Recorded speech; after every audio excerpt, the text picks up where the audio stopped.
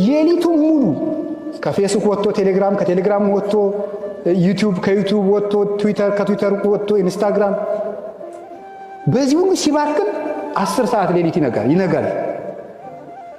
ከዚያ በኋላ እንደናወዘ ደግሞ የሚያስብበት ነገን አያስብ፣ ትናንት ትዝ አይለው፣ ዛሬ ትዝ አይለው፣ እቅድ የለው፣ የሰማይ ቤቱን አያስብ። ይሄ ሁሉ ምንድነው? ደስታ ፍለጋ ነው።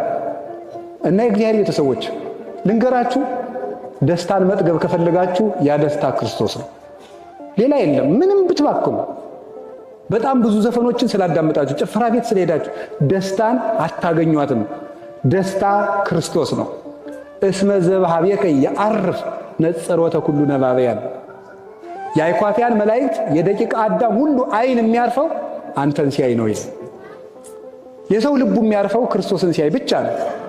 ምንም ነገር ብታዩ ስታዩ ትኖራላችሁ እንጂ አይናችሁ ሊጠግብ አይችልም። የምናየው ክርስቶስን ያየለት ነው። አያችሁ፣ እንደዚያ ሲል የጠገባል ሰው አልሰማችሁ? አረጋዊ ስምዖን ጌታን ታቀፋልና ምንድን ነው ያለው?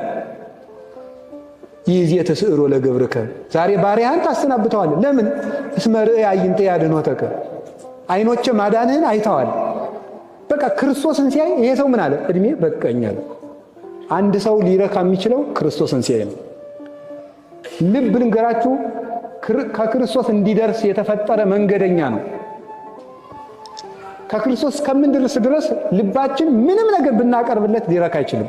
ልብስ ለውጡለት፣ ምግብ ለውጡለት፣ ጥሩ ቤት ስሩለት፣ ጥሩ መኪና ግዙለት፣ ልባችሁ ሊያርፍ አይችልም። የሚያርፈው ክርስቶስን ስታገኙ ብቻ ነው። የሕይወት ውሃ በሉ እስቲ። ምን አላችሁኝ?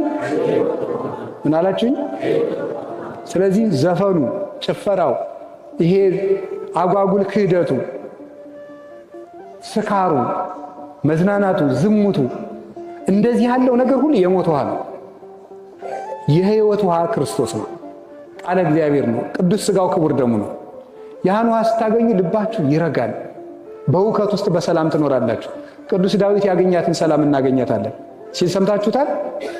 ምንድን አለው? እግዚአብሔር ያፈር ሊተ ምንትኑ ያፈራሃኒ፣ እግዚአብሔር ምእመና ለሕይወቴ ወምንትኑ ያደነግጸኒ፣ እመኒ ጸብአኒ ተአይን ይፈራሃኒ ልቤ። እግዚአብሔር ብርሃኔ ነው፣ ምን ያስደነግጠኛል? እግዚአብሔር የሕይወቴ መታመኛዋ ነው። ከተማ እንኳን ቢከበኝ ልቤ አይደነግጥብኝም ይላል። እግዚአብሔርን ያላገኘች ነፍስ ደግሞ በቅጠል ኮሽታ ሁሉ ትደነግጣለች። ሰዎች ሁሉ ኃጢአታችንን ያወቁብን ይመስለናል። ቀድመን እኛ እንሸሻለን። ያ እንዳይሆን ክርስቶስ የሕይወት ውሃ ነው።